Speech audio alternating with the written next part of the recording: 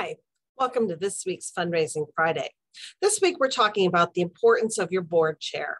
I've had numerous conversations and worked with numerous organizations who have less than functional or frankly dysfunctional boards.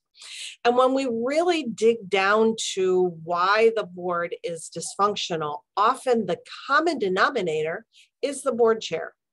They have an ineffective and weak board chair and have a history of having a weak board chair. So what kinds of things do you want to look for when you have a good board chair? First of all, they should have board experience. And they should have board experience with a good board. If you have a dysfunctional board and they've been on your board for 10 years, they still know nothing but dysfunction. So I would look for someone who's got some broad board experience so they know how a board could and should operate.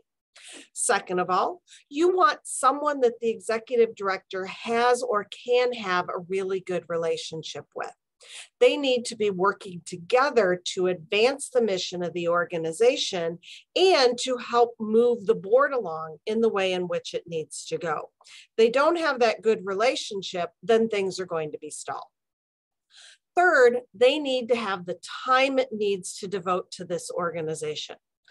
I know your board is volunteer. I know your board chair is volunteer, but you need to make sure that if they can only give you an hour a month for board meetings, that's not enough time.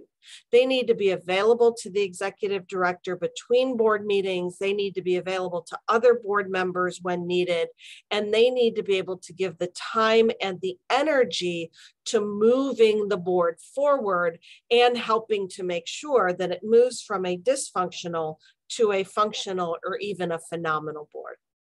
That's this week's Fundraising Friday. Thanks. Have a great weekend.